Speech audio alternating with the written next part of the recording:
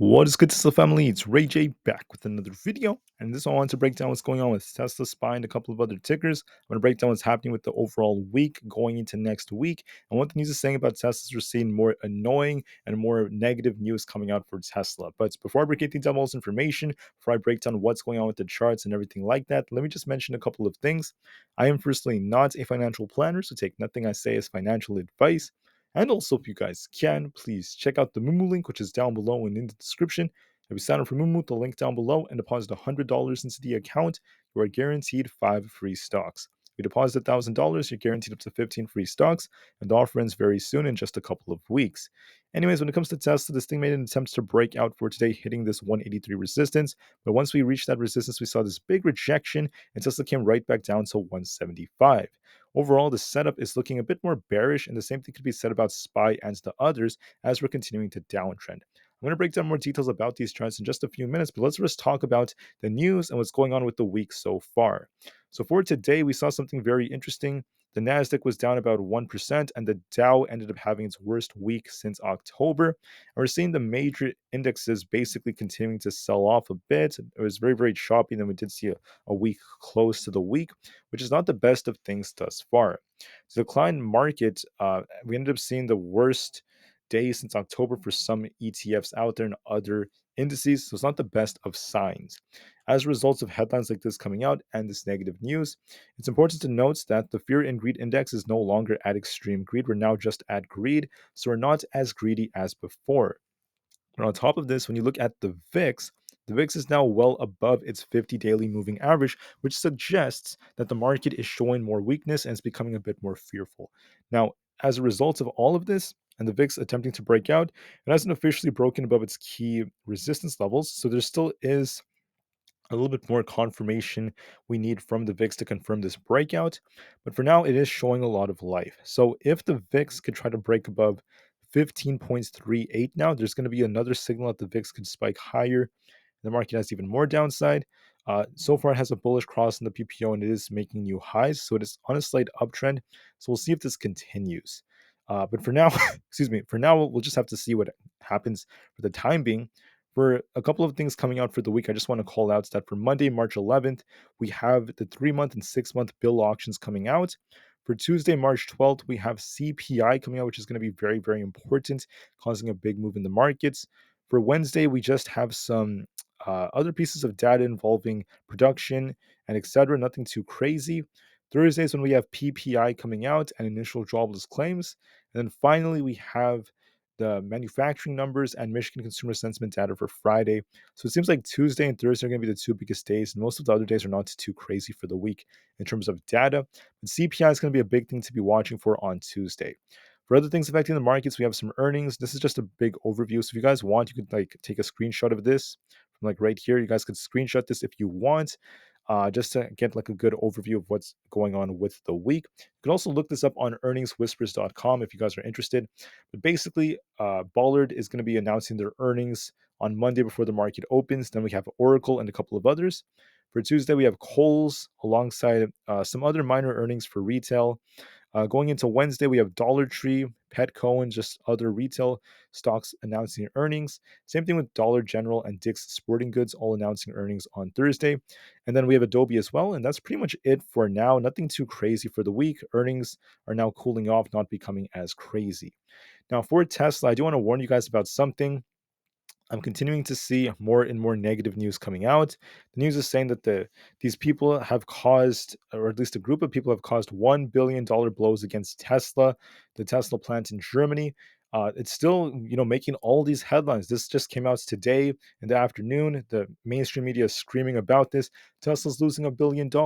Tesla's getting hit, and all these things just keep on circulating over and over again, and it's continuing to affect Tesla. So more bad news keeps coming out about how we ended up seeing, Tesla's electricity get sabotaged by these groups, and they're taking credit for it, using it against Tesla, and it's just hurting them to a large extent. So there is a probe going on right now from many German officials. And this is just continuing to go crazy. It's continuing to make all these headlines. I'm seeing this again on Yahoo Finance, some of the top headlines.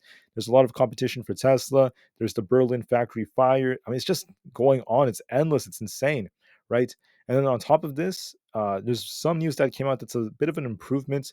Tesla's working on the NACS extension for their cables, and it's going to help to fix some supercharging issues with different port locations. And what's going on with this?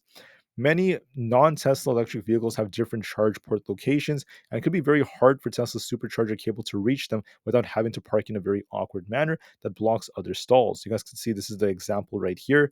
This is the reason why they need extended cables that could be used for those other vehicles that are adopting this system. And this is something Tesla's working on, so that's a good piece of news. Hopefully, this does benefit them to some extent.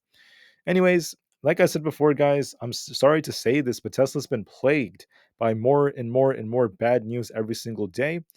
And on top of that, when looking at the chart, on Tesla on the daily time frame, Tesla's looking a bit more bearish as we got this attempt to break out. We just ended up getting a fail. So we're going to be watching 175. If we do lose this, we could sink lower. I think it might pop a little bit, then continue to sink. But the chart is looking bearish on the daily. We just got a bearish crossover on the PPO. And it's not looking the best for Tesla. There is a risk of more downside, in my opinion. So please be very careful, guys. Tesla's not a bad company. I see this as a big opportunity, and I'll be talking more about this tomorrow. But I just want to make it clear that what's happening right now in the markets is a very, very big shift, and this aligns with cyclicals. So for SPY, we're seeing something very similar.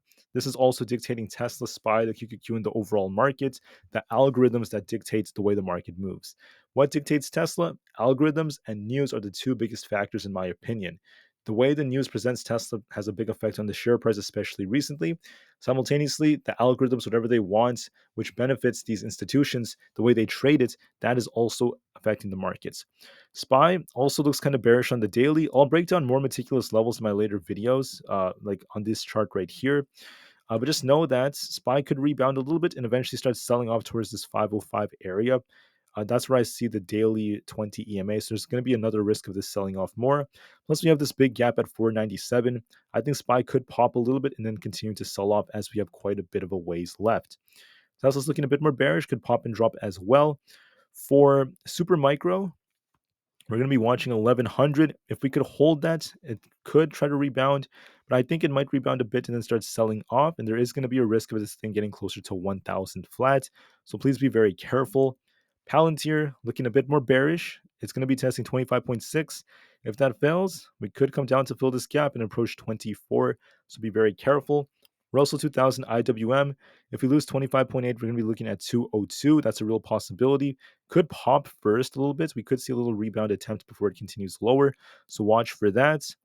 Aapl is showing some life, but we want to see this thing hold 170. If we could hold above 170, there is hope for this thing to push up towards 172 again. If we fail at 170 and we fail to hold it, we're going to be coming back down to 168 in my opinion. But Aapl is showing some life. The QQQ is looking pretty weak. We're going to be watching this thing pop a bit and make its way down towards 436. If we lose 436, there's going to be a bigger drop coming to fill this gap. So there is a risk of more downside on the triple Q. It looks kind of bearish on the daily. But watch it carefully. It may pop first and make its way down to 436. Nvda looking kind of weak as well. Big rejection today on the daily time frame. Look for a little back test of close to 900 before we continue to sink. And if we lose this support right here at 868, there's a risk of us coming all the way down to about 858 to fill that gap, not to mention 844. And if we lose that, there's another gap to fill at 820. So be careful. Nvidia may pop again and then continue to sink into the mid 800s. Microsoft is looking kind of bearish right now. I'm going to be looking for a retest of this area before it continues to sink. I think that 402 could be retested, so just be careful. And we did get a big rejection, especially on the daily time frame. With that being said, I'm just going to go over a couple more before I conclude the video. Coin is still on an uptrend. There's no official break yet until we lose 250. If it loses 250, I'm going to be looking for 245 to be retested, 237, then eventually there's going to be a risk of a much bigger drop to fill this gap.